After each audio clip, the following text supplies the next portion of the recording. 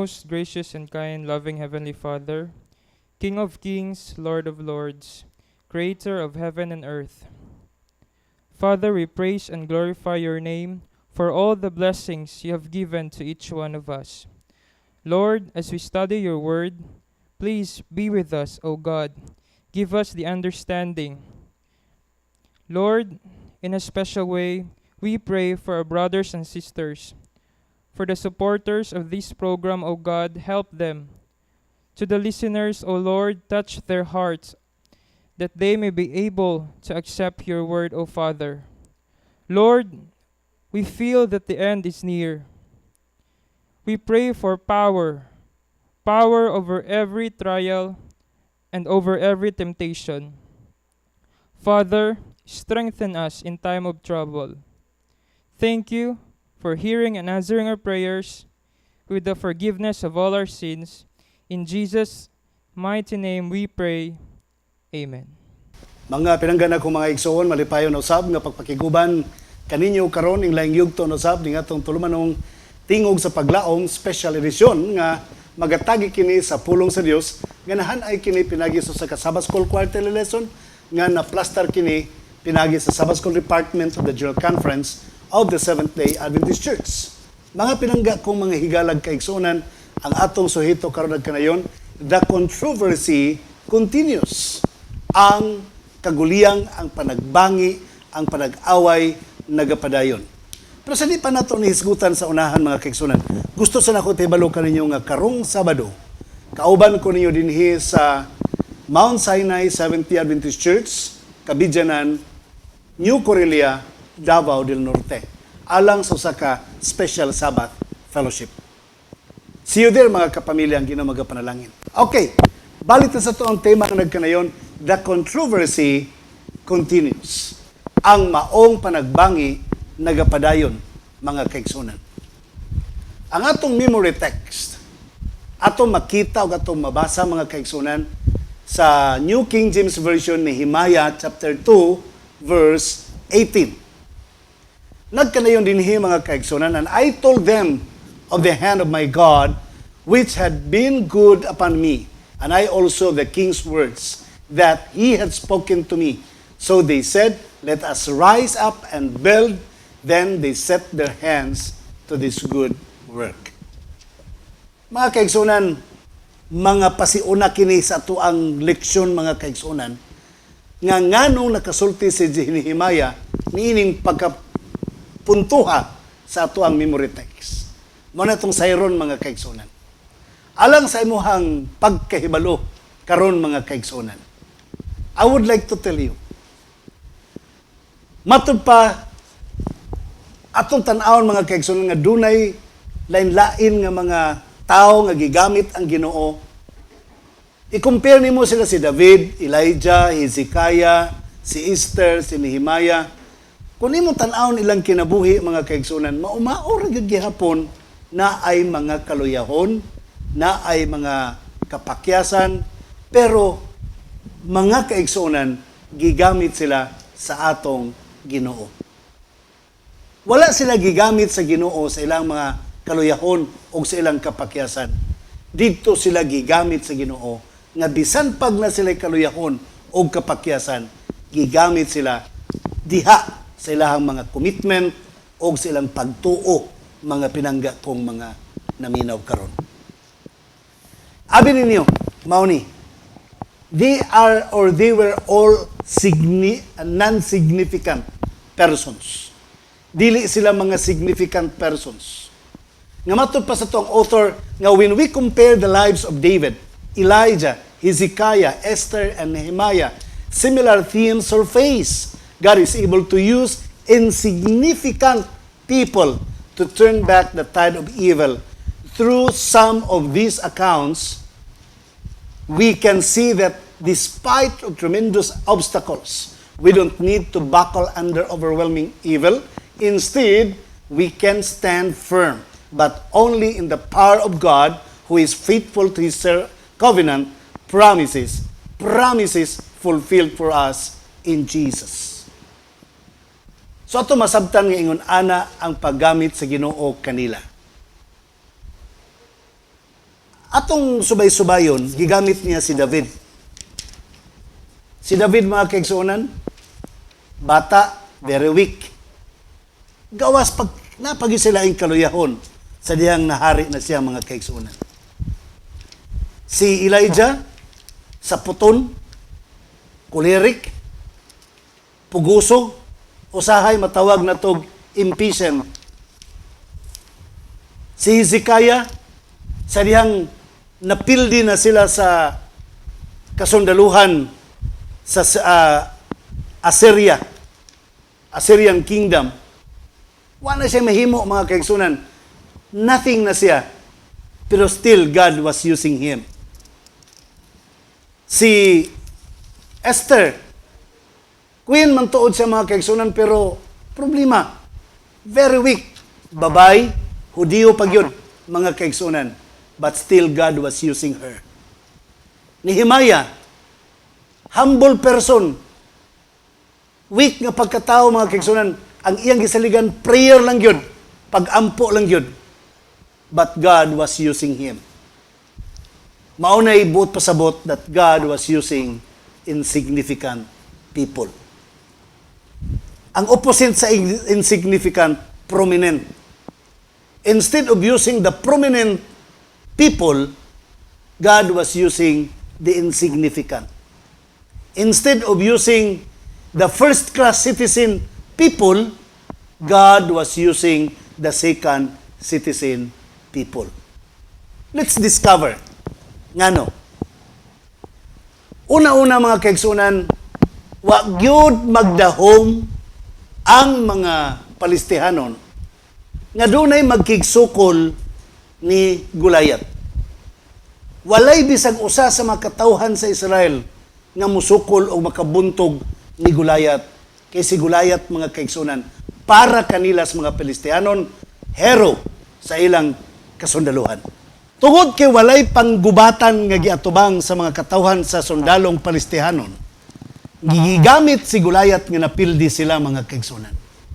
So sa may mahimo karon, kung mapildi ang katawhan sa Israel sa gubat, dako kayo kanang kasubanan kay nagpasabot nga ang ilang Ginoo sa mga Palistihanon mas kusgan pa kaysa Ginoo sa mga Israelinhon.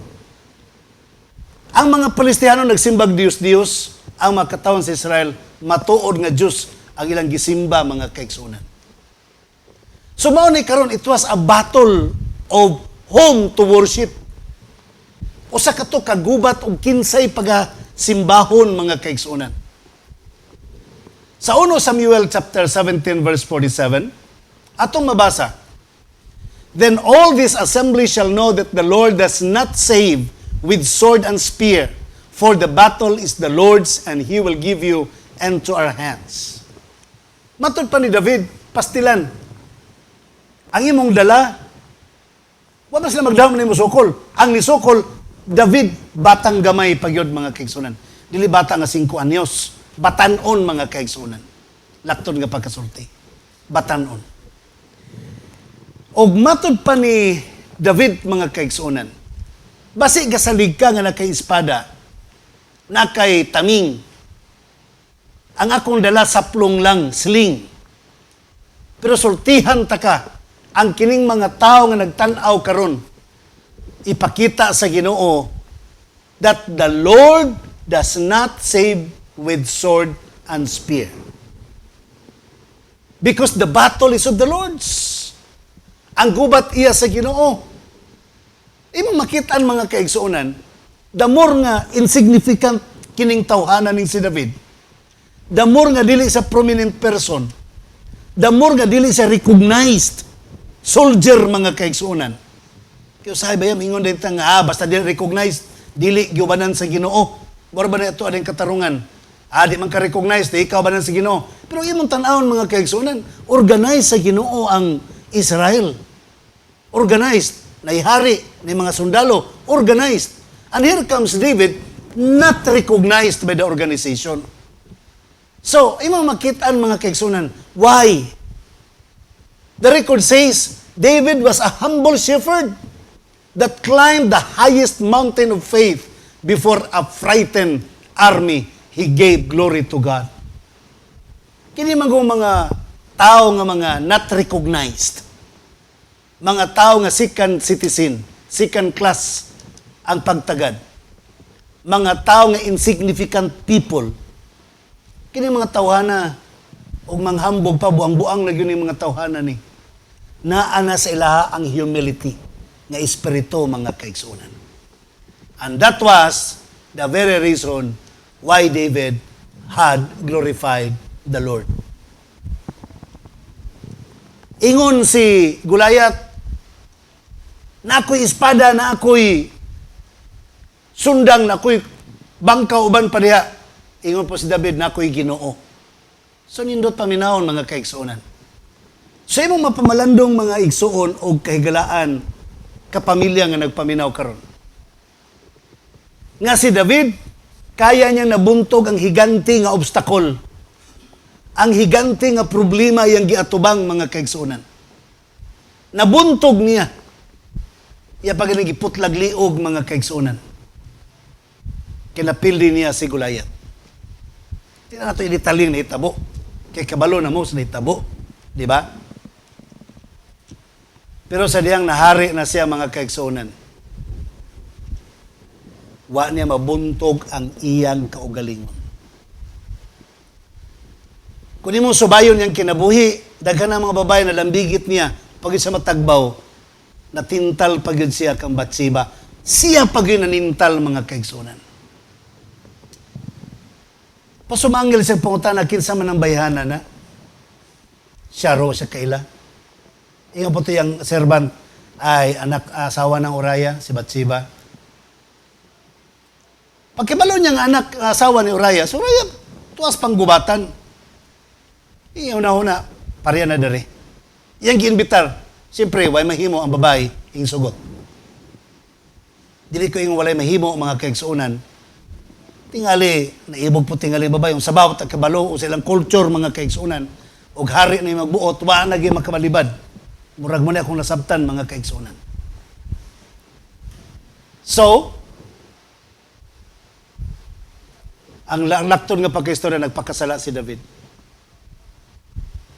Sa bata pa siya, nawa pa siya kusog, igong kusog nga iaway, iyang gipildi ang higante. Sa diyang nidako na siya, nahari na siya, naana niya ang tanang kusog ug armas, aron makadaog siya sa away, napildi na hinuon siya ug babae mga kaigsuonan. Think it through, ha? Una-hunaan na ninyo. Gwapo kanya pagkaplano mga kaigsuonan.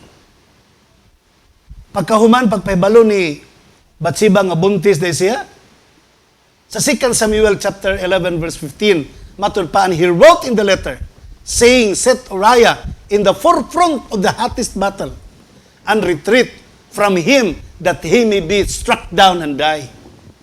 Primero to yung ipapauli. Pa yung buntis, uli-uli dito. Dulugi mo hang asawa. Napay mga regalo, pabalong tanan. Wa siya ulis na balay. Dito na siya sa portal of the key of the palace. Dito na siya natulog si Uriah mga kaigsuonan.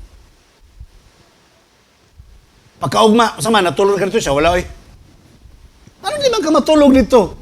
Isa, huna-huna aragon. Ang akong mga kauban to as panggubatan, nagakamatay dito, naasal sa dakong battlefield karon. Unya ako din ko magpaharuhay ko sa akong pamilya. Wala din sa nidulog siyang asawa.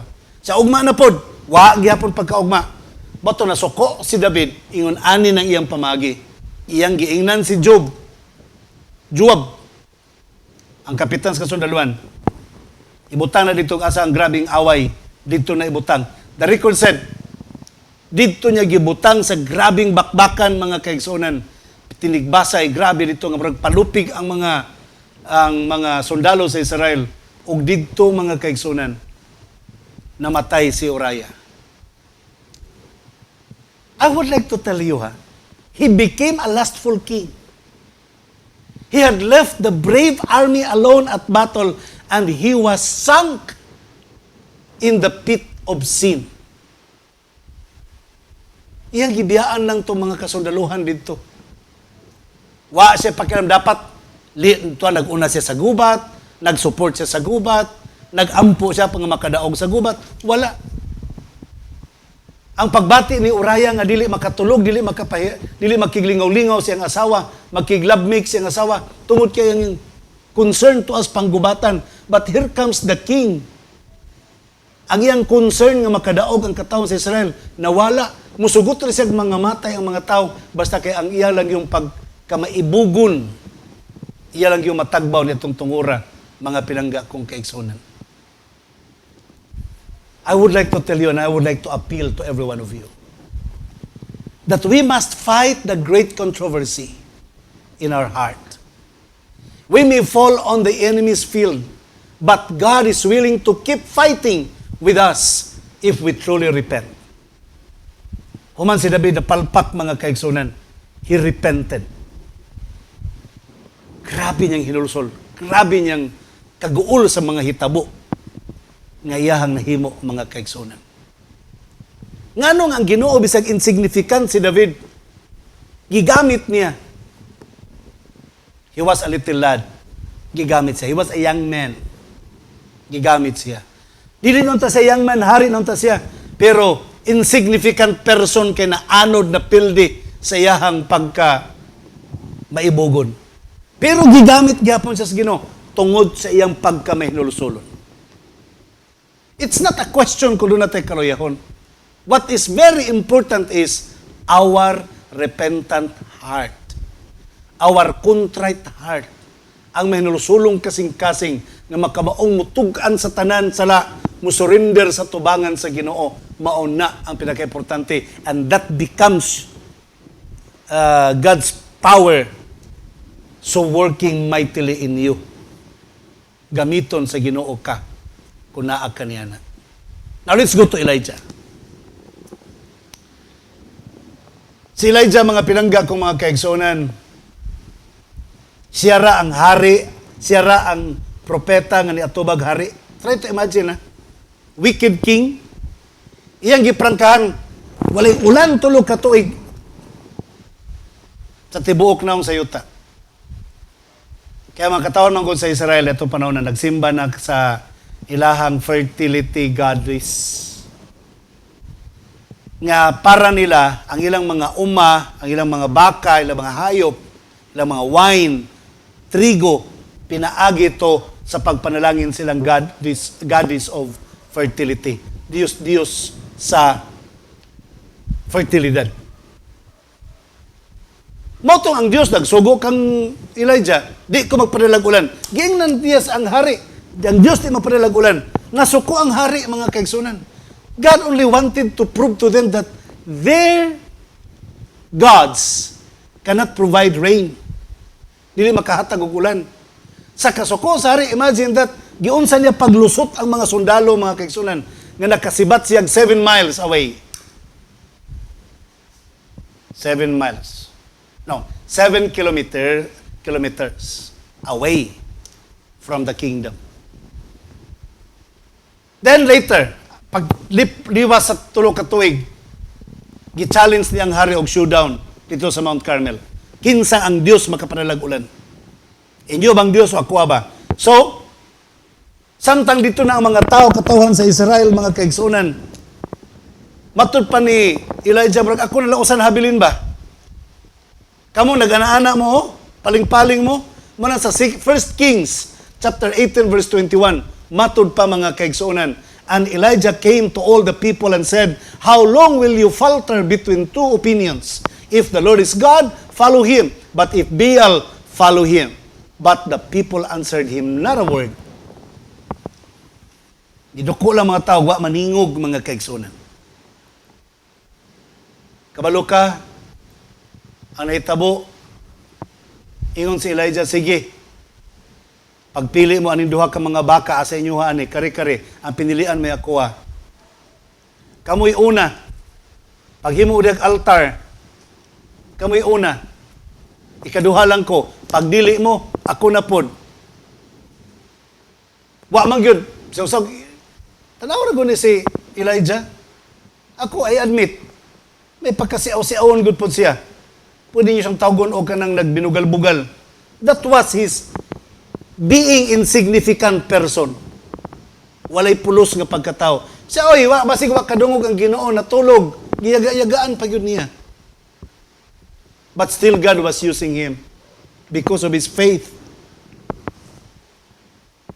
Usbon ko, wala ko magpasabot. Nga gigamit siya tungod siyang pagyaga-yaga sa nagsimbag Diyos-Diyos. Sa iyang kasinsirog, siyang commitment, mga kaigsunan. And I would like to tell you that Elijah's story is a good example of the controversy. God challenged the power of darkness, represented by Baal and Asherah. Could those fertility gods bring rain back to Israel? Never. Walay ulan nga niabot, mga kaigsunan. Sa dihang siya na, si Elijah na, he was a prophet sent by God, stood before an undecided people, while 450 Baal Asherah prophets defended their own gods, according to 1 Kings chapter 18 verse 19. Usa lang gyud siya batok sa 400 o 100 o 450 o 400 kang Asherah. Sa to pa, itotal mo tanan 850 tanan ka mga propeta ni Baal ang iyang kalaban itong panahon na. Okay mo sabton, mga kaigsunan. The issue is home to worship. Panahon pa kang David, the issue was kinsa ang Dios nga dapat simbahon. Panahon ni Elijah, kinsa ang Dios nga dapat simbahon. So masabtan ninyo, mga kaigsunan, that the conflict is whom should we worship. Kinsa ang atong dapat simbahon, mga higalag kaigsunan. Kabalo ka, Finally, God's servants were exalted and Satan's servants were destroyed. Just like the great controversy, God's character will finally be vindicated. Gidungog sa Ginoong pag-ampo ni Elijah. Ni siga ang iyang altar o gibubo ang ulan, mga kaigsunan. Ang iyang prayer, paminawa ninyo. 1 Kings 18:37, hear me, O Lord, hear me, that these people may know that you are the Lord God and that you have turned their hearts back to you again. Sa iyang prayer pa lang, naghangyo sa Ginoo, ipuri ba yung taon karon? Dungga ko, ipamatuod ka nilang ikaw mong matuod nga Dios. Nga mo'y nagpaliso silang kasing-kasing, nga mubalik diha kanimo. So the conflict, sukad pa sa una, kinsa ang dapat pagasimbahon, mga kaigsunan. Ang iyang pag-ampo ni Elijah, or let me say like this, Elijah's prayer explains how God works in our hearts. Turn their hearts back to you again. Iyang gipasabot that only God can touch your heart, can renew your heart, and can turn your heart away from evil toward or back to Him. In other words, in the prayer of Elijah, he would like to say that we cannot change our desires by ourselves, so that we love good and hate sin. Di ta pwedeng makahimo na sa itong kagalingon. We need God. And nevertheless, we can surrender before God and turn to Him. Then the Holy Spirit will transform us into new creatures. We will become new citizens of the kingdom of heaven. It's the working of God through the Holy Spirit. Trabaho kini sa Dios, mga kaigsunan, pinaagi sa balaang espiritu. Ang pagbag-o sa atong kasing-kasing. Now, another. Sa life na po ni Hezekiah, mga kaigsunan, tanang mga lungsod, syudad sa Israel, nailog na. Kasi nga itong hari ito, sinasirib. Nailog na niya tanan, mga kaigsunan. Asa man ang Diyos niya itong panahon na ni King Hezekiah? Nga wa niya dipinsai nga makuha ang Samaria. Nga gitugot niya nga makuha ka ng mga lugara, mga kaigsunan. Asa naman di ang Diyos nga protector sa Israel? na usa ka institusyon ako nabalaan nga sa panahon sulungon gyud sila armadong tao. Napay mga dagko kay mga higante kayong mga murag agta matud pa nila nga mao'y mutikwang silang mga sakyanan para di sila kadayon og sulong anang lugara. Pero niabot gyud ang panahon nga nasulong gyud sila, nakuha gyud ang kwarta sa maong eskwelahan mga kaigsunan. So ang pangutana din sa mga tao, asa naman ang Ginoo nganong gitugot naman niya? Sa nahitabo nga si ang hari sa Assyria nakadaog batok sa Israel. Grabing padako siyang kaugalingon mga kaigsunan nga ang Diyos sa Israel way pulos. Way mahimo batok kaniya. Kaniadto manggod silang panahon ang hari, mura pud ang Diyos at the same time. Ilang gi-count as God. So si King Sennacherib nagtuo siya nga sila pud ang Diyos. Ug matud pa niya sa 2 Kings chapter 19 verse 22, whom have you reproached and blasphemed? Against whom have you raised your voice and lifted up your eyes on high against the Holy One of Israel? Si King Sennacherib mga kaigsunan, ang iyang tingog bisaka na, taas pa sa Dios. Iyan ang gi-challenge ang Ginoo, iyan ang ipasipalahan ang Dios. Ang iyang gikalaban ang Holy One of Israel. Iya pa ganang gikantsawan, you can never escape from me. So, ang gihimo ni Hezekiah siya, please, stop the battle. Undangan ang away. Pangayo, bisag pila. So, sige, mga kong 300 shekels, 300 golds, something like. Muna akong pangayoon sa imo. Tanan niya matinigom ni King Hezekiah, gihatag niya dito. Tanan basta to sa templo, ng mga bulawan, gihatag niya tanan dito, para lang maundang ang gubat. Then he prayed at the temple, mga kaigsunan. Kabalo kang naitabo sa life ni King Hezekiah. This is another chapter of controversy. This time, Assyria had already destroyed the kingdom of Israel and began to attack the kingdom of Judah. Una-una ni Hezekiah, Judah na rin nahabilin, sulungon pag yun nimo. Then what happened? Sa di pa siya musulong sa Judah, King Sennacherib challenged the true God. Could he defeat his own gods who helped him to win so many battles? Matod pa ni King Sennacherib, ang inyo ang Diyos, kaya ba mo pildi sa akong mga Diyos-Diyos? Nga mo'y nagtabang ka na ako or makadaog ko sa tanang daghang mga gubat nga akong gihimo? He was very proud. Boasted himself against God of heaven. Sa niya nagpray si King Hezekiah, mga kaigsunan. The record said Hezekiah understood that the battle was God's, so he came before him in prayer. Nasabtan ni King Hezekiah, oh Lord, this battle is not ours. This is your battle. So again, he surrendered to God. Surrendered siya sa Ginoo, mga igsoon. Igipadala sa Ginoo for the second time si Isaiah nga to kaniya. Gisultihan siya ni Isaiah, mga kaigsunan, that God's answer was so quick. Isaiah prophesied that Assyria would be defeated by God. No man would fight this time. The angel of the Lord routed the Assyrian army. Ingon si Isaiah, ikabalaka, relax ka lang dyan. Niining panahon na ang mga manlunda sa langit ang magkikaway batok kang Sennacherib. Mo ba? Pagkanindot, mga kaigsunan. Tuod man, silang gilibutan ng Jerusalem. Baga kang mga sundalo batok sa Judah. Ang mga katawan sa Huda, mga kaigsunan, naglantaw na lang sila, ginuktok na lang sila, wow, mga matay na tantanan. Pagkaugma, nakita nila nga ang tanang mga sundalo ni Sennacherib, mga kaigsunan, nang higda na sa kapatagan ng matay. Ang gihimo ni Sennacherib, hinglayas, mga kaigsunan, ni uli dito silang templo. Naapo dito yung duha ka anak. The record said, in addition, Sennacherib returned to Assyria and was killed by his own sons. Duha niya kaanak ang nagpatay kaniya, mga kaigsunan. So, imong makitaan, when we surrender to God, our act of surrender to Him is giving Him the chance. Giving Him the chance to do something for us. Gitagaan na tog chance siya nga siya nang mubuhat para kanato.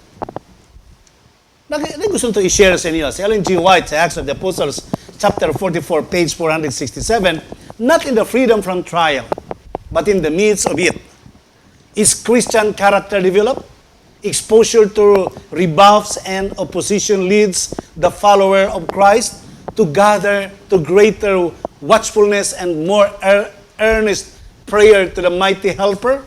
Severe trial endured by the grace of God develops patience, vigilance, fortitude, and a deep and abiding trust in God. It is the triumph of the Christian faith that it enables its followers to suffer and be strong, to submit and thus to conquer, to be killed all the day long and yet to live, to bear the cross, and those to win the crown of glory. Matod pa ni Sister White, dili ang freedom from trial. It's not the freedom from trial, but it is in the midst in it. Ilatas taliwala sa nagdilaap ng pagsulay. Dito ang kinaiyang Kristohanon mo develop mga kaigsunan. Si David, di man niya kaya, nagpalaban sa Ginoo. Sa diyang hari na siya, nakalimot og palaban sa Ginoo. Sa diyang nangapildi ang mga tao, naghinulso, nagpalaban sa Ginoo. Elijah, nagpalaban sa Ginoo. Si Hezekiah, nagpalaban sa Ginoo, mga kaigsunan. Another here, atong paspasog gamay, katong oras mo buo na kayo. Pagkahibalog yun ni Haman, mga kaigsunan, nga ang mga katawan sa Israel, nagkatap sa tibuok gingharian sa Persia, sa Medo Persia. Ingon siya, mga kaigsunan, sa Esther chapter 3 verse 8, then Haman said to King Ahasuerus, there is a certain people scattered and dispersed among the people in all the provinces of your kingdom. Their laws are different from all other peoples, and they do not keep the king's laws. Therefore, it is not fitting for the king to let them remain. Pamatyon sila tanan.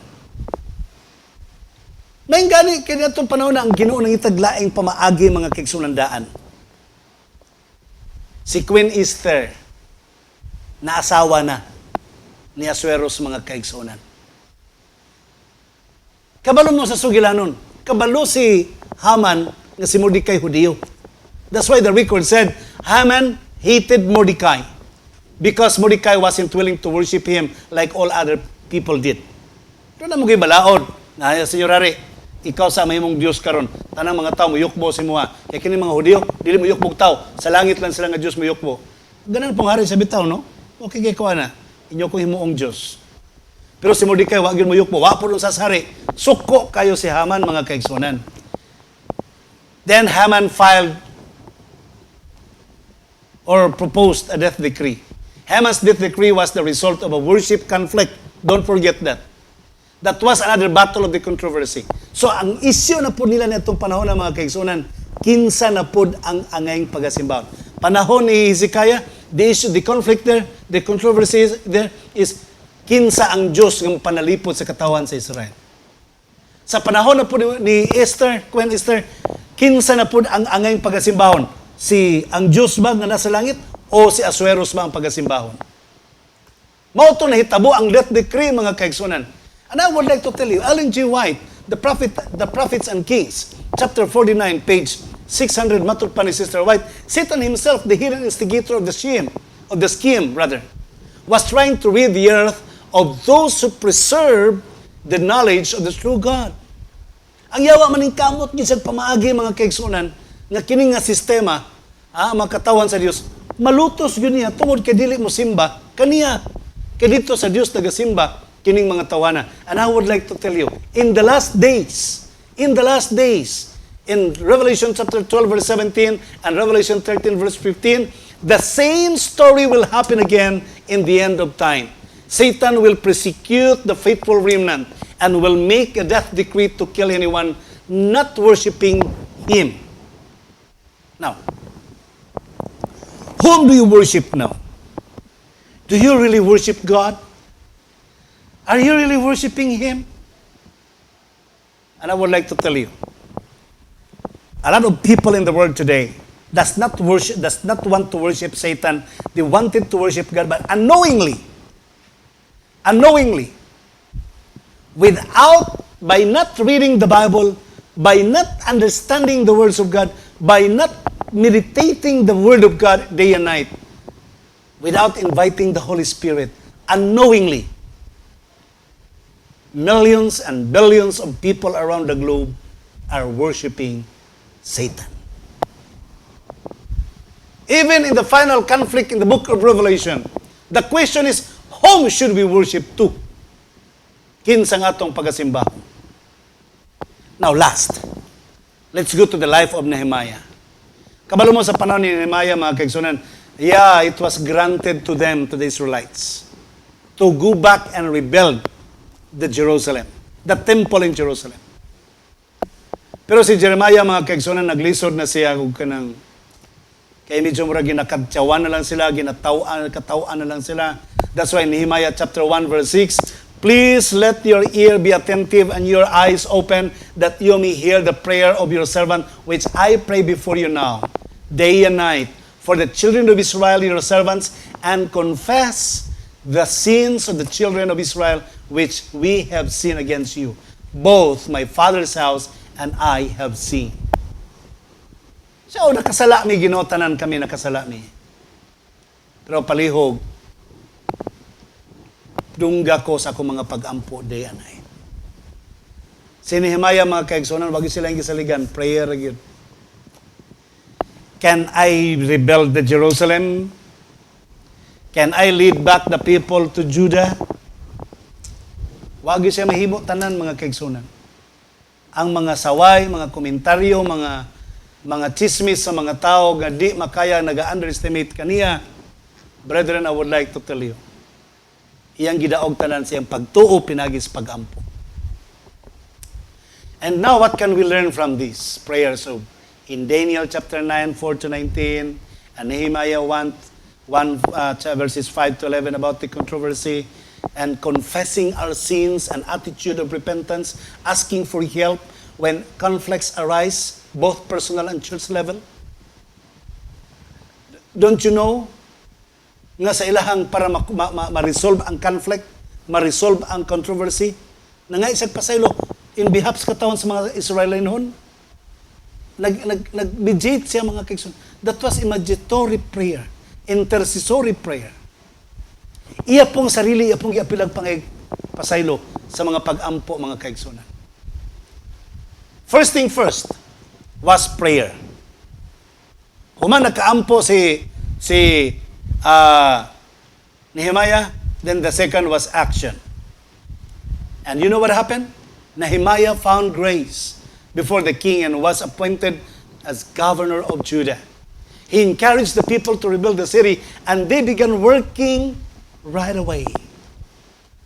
Taunts, threats, and lies didn't matter.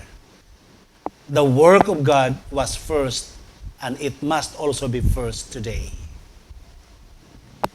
Ang mga discouraging words sa mga tao, ang mga isyu, mga intriga tanan, nga makapaluya sa pagtukod sa Jerusalem, sa templo sa Jerusalem, gibaliwala nila, mga kaigsunan.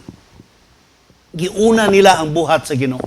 And let it be, until today, ang buhat sa Ginoo must be our priority. Bisag kinsa pa'y mubabag mo ali sa buhat, ihikli na to ng ilang mga pagbabag, prioritize yun ang buhat, mga kaigsunan. Priority yun ang buhat sa Ginoo. When perplexity arise, as they are sure to do, draw near to God, and He will draw near to you. And then, when the enemy comes in like a flood, the Spirit of the Lord will lift up a standard for you. Decide that there is a great work to be done, and that no man's influence or opposition shall divert you from the plain path of duty. Then you can say with Nehemiah, the hand of my God is good upon me. And that's what, according to our key text. Okay? I told them that the hand of my God, which had been good upon me, and also the king's word that he had spoken to me. So they said, let us rise and build. Then they set their hands to this good work. It's coming a day when no heartache shall come. No more clouds in the sky, no more tears to dim the eye. All this peace forevermore on that happy golden shore. What a day, glorious day that will be. What a day that will be when my Jesus I shall see. When I look upon His face, the one who saved me by His grace. When it takes me by the hand and leads me to the promised land. What a day, glorious day that will be. There'll be no sorrows there, no more burdens to bear, no more sickness and no more pain, no more hurting over there, and forever I will be with the one who died for me. What a day, glorious day that will be. What a day that will be when my Jesus I shall see. When I look upon His face, the one who saved me by His grace. When it takes me by the hand and leads me to the promised land. What a day, glorious day that will be. What a day, glorious day that will be.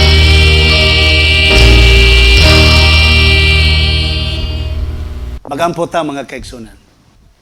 Dalaygon namo nga Dios nga ikaw sa mga langit. Daghang salamat Ginoo sa panalangin. Salamat sa mensahe, salamat sa kadaugan. Sa mga kaluyahon kami maginulsol mo surrender, ikaw magagamit kanamo. Salamat sa mga modelo nini mga tawhana nga imong gitabangan kaniadto nga naimong bantugan sa imuhang silang pagtuo diha kanimo. Gamita kami Ginoong Dios. Ang imong buhat may among priority karong panahona. Ang pagdaog hamiling kalag may pinakauna namong atubangon para ang gingharian sa mga langit mapuno sa imong mga katawhang linuwas. Salwala man kami sa mga sala, tabangi ang mga naminaw ug nagatanaw karon, tabangi ang mga naga-suporta ning nga programa ug ang kinatibuk ang iglesia nimo sa tibok naong sayuta. Adventista de la Séptimo Día ug ang mga workers, mga pastors, mga pangulo nini panalangini. Panalangini po na kinatibuk ang LCM. Kining tanan na magitugyan kanimo gilaman nga madawat. Pinaagi sa ngalan ni Jesucristo nga among maluluwas. Amen.